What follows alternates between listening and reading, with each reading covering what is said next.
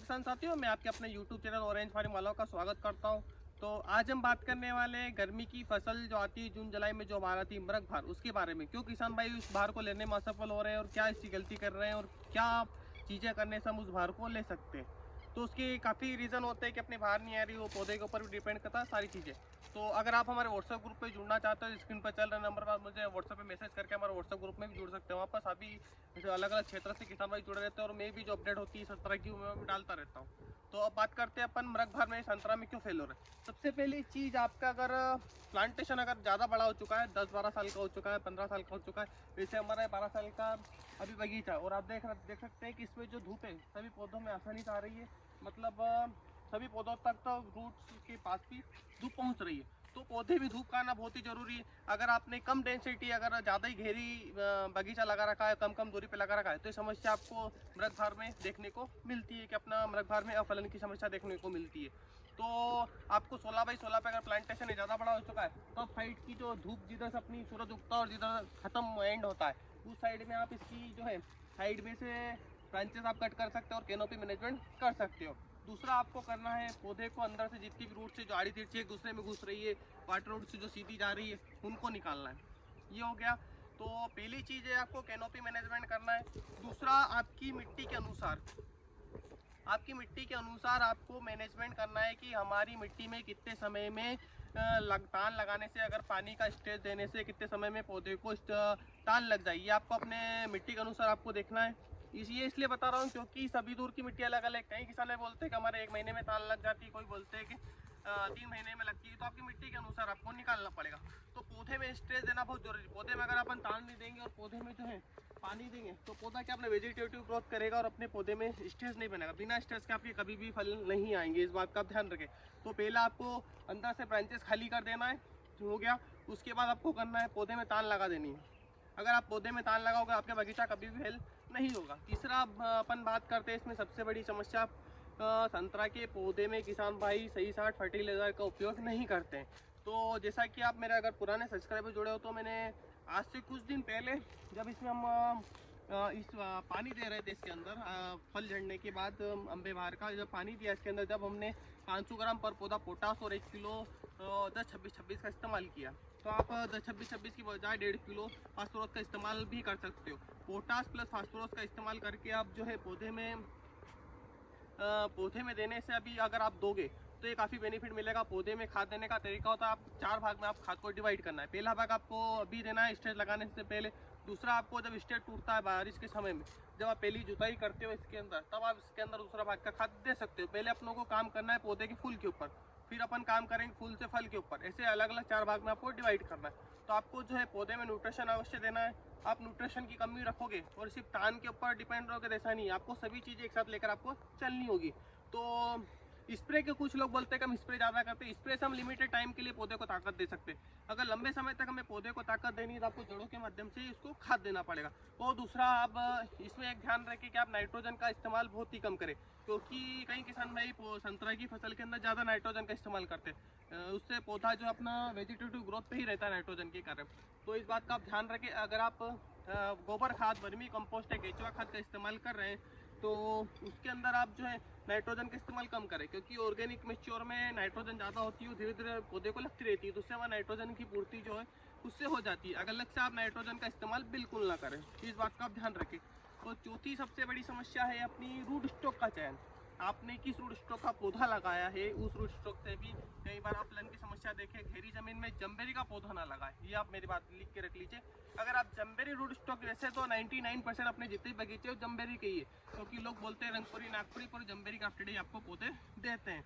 तो ये मान के चलिए सभी जो 99% बगीचे अपने तो जम्बेरी के ऊपर ग्राफ्टेड है। जम्बेरी क्या होता है कि जम्बेरी घेरी जमीन में जो है लंबे समय तक अपने पौधे को नमी बना के, जमीन से नमी खींच के रखता है। पौधा क्या है, हरा भरा रहता है, तान कम लगती है। घेरी मिट्टी में जम्बेरी रूट स्टॉक के पौधे सक्सेसफुल नहीं है, इस बात का आप ध्यान रखें। अगर आपकी घेरी मिट्टी, पीली मिट्टी, चिकनी मिट्टी, काली घेरी मिट्टी है, तो उसमें समस्या देखने को सबसे ज़्यादा मिलती है, इस बात का आप ध्यान रखें।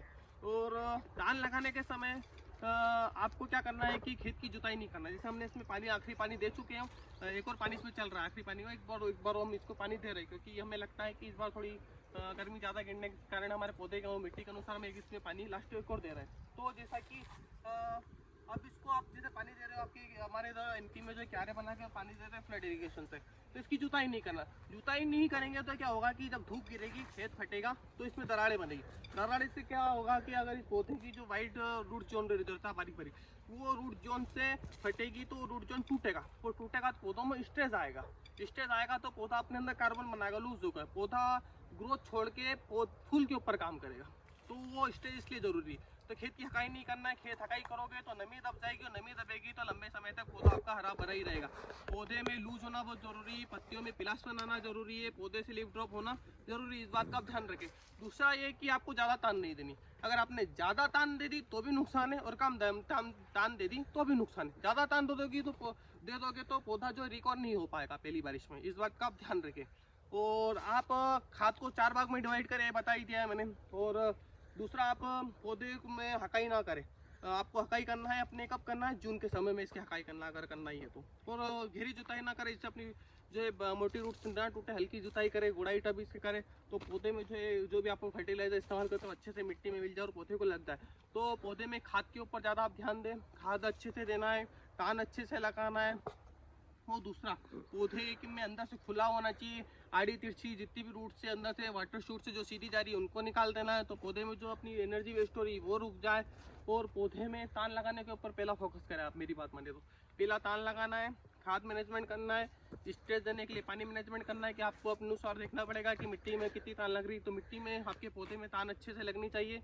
दूसरा, आप इसके अंदर अगर काली मच्छी की शिकायत है उसका स्प्रे कीजिए। और दूसरा, न्यूट्रिशन आप ज़मीन से दीजिए अभी के समय में। कि न्यूट्रिशन से क्या होगा कि पौधा एक्टिव रहेगा, पौधे में एनर्जी होगी। अगर आपके पौधे में आप मतलब फर्टिलाइजर का इस्तेमाल नहीं करते और एनर्जी नहीं है, पौधे में ताकत नहीं है फूल लाने की, तो आप तान दे दोगे सोच रहे हैं पौधे में फूल आ जाए, तो भी फूल नहीं आएंगे। इसलिए आपको सभी चीज़ इक्वल लेकर चलनी पड़ेगी। दूसरा और आखिरी बात करें, अगर अपना मौसम, अगर कई बार वैसे बारिश, गर्मी में बारिश नहीं होती, पिछले साल ही हमें बारिश देखने को मिली, तो प्रकृति भी कई बार हमारा साथ नहीं देती, तो उसके कारण भी हमारे जो बगीचे फेल हो जाते हैं। अब इसके बाद कुछ किसान भाई हमें बोलेंगे कि बारिश, हमारे तो ठंड में फूल आते हैं, वो गर्मी में नहीं आते। तो अब ठंड का मैं बता दूँ आपको। ठंड में क्या होता है कि पौधा कोई भी फुटन नहीं लेता है। एक बात आपने नोटिस करी कि ठंड के अंदर कोई भी पौधा फुटन नहीं लेता है, क्योंकि पौधा जो है मिट्टी के अंदर से न्यूट्रिशन नहीं खींचता है, न्यूट्रिशन नहीं खींचता। दूसरा, पौधे में जो स्टेज बनता है न्यूट्रिशन नहीं खींचता है। दूसरा, ठंड के समय में बिल्कुल फुटन नहीं लेता है, और अपने जनवरी और फरवरी के समय में लीफ ड्रॉप करता है। उसके कारण लीफ ड्रॉप होती है, जैसा अभी भी आप देख रहे हो कि इसमें जो लीफ ड्रॉप हुई है, जबकि हकीकत एक लिफ्ट इसमें दब गई होगी, दूसरी बार भी लिफ्ट ड्रॉप हुई। तो ये लिफ्ट ड्रॉप करता है तो पौधे में जो है तान लगना स्टार्ट हो जाती है। इस बात है आपकी, अगर जामफल का बगीचा हो तो जामफल के पौधे में आप देखना कि पौधे की पत्तियां लाल लाल हो जाती है, क्योंकि फास्फोरस जमीन से नहीं खींच पाता है, तो उसके कारण पौधे में तान लग जाती है। एक बात और मैं आपको बता दूं कि अगर आपका बगीचा गर्मी में नहीं आया तो आपका ठंड में जरूर आएगा, क्योंकि उसका जो न्यूट्रिशन इकट्ठा हुआ 6 महीने का, वो आपका इसके अंदर निकल जाएगा, मतलब ठंड के समय में। और अगर आपकी गर्मी की फसल लगी है तो ठंड में जो ठंड के जो फूल आते हैं वो काफ़ी कम आते हैं। तो इस बात का आप ध्यान रखिएगा, अगर आपकी एक फसल है तो दूसरी फसल आपकी कमज़ोर ही आएगी। तो इसलिए अगर आपका खाली बगीचा पड़ा हो तो स्वाभाविक है, वो तो ठंड में तो आएगी आएगा। और तान का मैंने आपको गर्मी ठंड का बता ही चुका हूँ, क्योंकि ठंड में जो है पौधा फुटन नहीं लेता, पौधा स्ट्रेस में चला जाता है ठंड के कारण, लीफ ड्रॉप भी हो जाती है, तो पौधे में जो है तान लग जाती है, और ठंड में ज़्यादा तान लगती है। और दूसरा, आपको गर्मी में ये ध्यान रखना है कि लंबे समय तक इसमें पानी नहीं देना है। आपको अपने अनुसार इसमें निर्णय करना है कि हम कितने दिन की इसमें तान दें। इस बात का ध्यान रखें। और आपका कोई भी क्वेश्चन हो इससे रिलेटेड तो आप स्क्रीन पर चल रहे नंबर पर मुझे संपर्क कर सकते हो। और अभी हम जो है 1 अप्रैल से इसमें तान लगाने वाले, एक और पानी हम देंगे, क्योंकि हमने इसमें अभी अपना ऑर्गेनिक खाद प्लस अपना पोटास और 10-26-26, जिसके अंदर 10% नाइट्रोजन है, 26% फास्फोरस है, 26% पोटास है। तो पोटास का हम इस्तेमाल ज़्यादा करते हैं, क्योंकि पोटास के फूल लाने में काफ़ी मदद करता है, फल ड्रॉपिंग की समस्या को रोकता है, काफ़ी चीज़ों में उसकी महत्वपूर्ण भूमिका दिखाई देती है। तो यही है कि अगर आप ये चीज़ अपनाओगे तो हो सकता है कि आप बगीचे में फेल ना हो।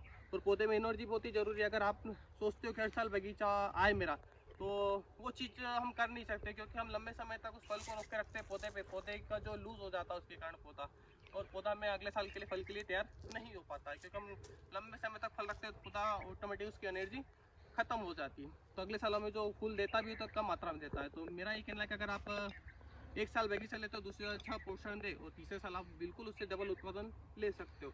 तो ज़्यादा से ज़्यादा वीडियो को किसान भाइयों तक शेयर करें, लाइक एंड चैनल को सब्सक्राइब जरूर करें। धन्यवाद।